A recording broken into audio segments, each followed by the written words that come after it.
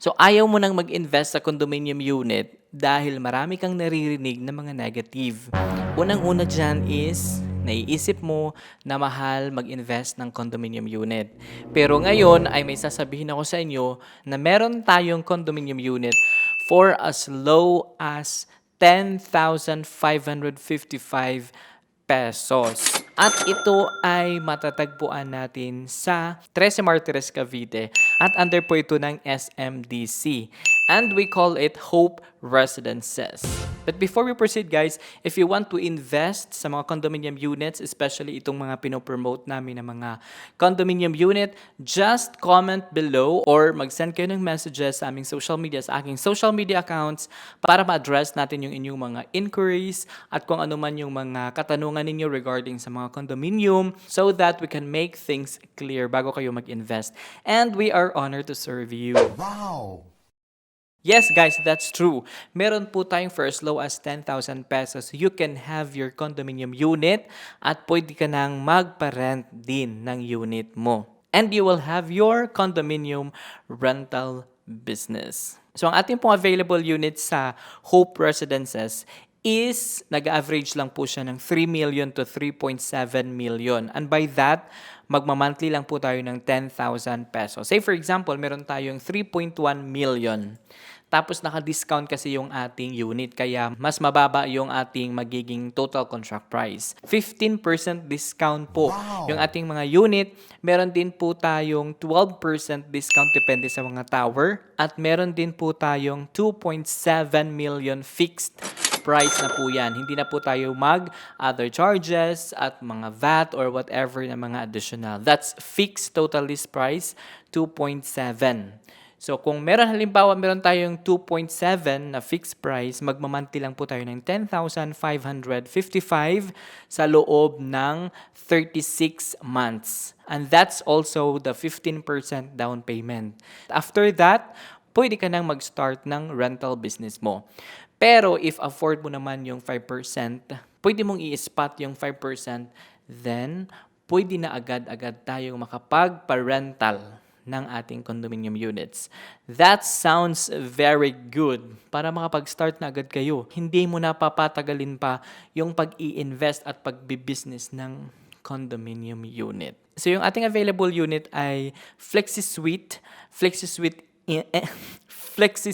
and yun po ay open, parang studio type. Pero the good thing about that is you have the freedom para i-design yung unit mo. You can have it by 2 bedroom or 1 bedroom or pwede mo rin siyang gamitin as is lang siya, like suite type or studio type. So you have the freedom. That's a good thing about sa ating design. May suggested layout din siya if you want to go for 2 bedroom. So yung ating reservation for this unit is 25,000 pesos for the units. Pero kung kukuha ka rin ng parking, that's 10,000 pesos reservation natin sa parking. Pero that's optional kung gusto nyong kumuha ng parking. Then babayaran po natin yung reservation fee upon sa pag-reserve ng inyong mga unit to secure yung unit nyo na hindi na makuha ng iba. Lalong-lalo na pag gustong-gusto natin yung unit. So marami po tayong options sa ating payment terms. Kung kaya't if you want to invest, mag-inquire po kayo sa akin, para mas ma-discuss natin yung flexible, para ma-discuss natin kung ano yung pasok sa budget mo na payment terms. Meron kasi tayong cash kung gusto mong agad bilhin yung unit. For the span of 30 days, babayaran po natin yung ating unit. Meron din po tayo mga spot down payment like 5% spot, then 15% babayaran natin sa 35 months, then itong ating spread na DP. So 15%, yung 15% natin is babayaran natin ng 36 months. Then yung remaining balance natin ay through Pag-ibig or through cash or bank. So meron din po tayo mga EOP na mga terms. So we will discuss that if you like para ma-explain namin sa'yo. So by the way, ang ating location is nasa Governors Drive, Barangay San Agustin, 13 Martires City, Cavite. So yung ating lot area is 1.2 hectares. Sa likod lang po tayo ng SM 13 Martires. Malapit lang po tayo sa provincial capital. That's 0.7 kilometers. Tower Mall, that's 0.27 kilometers.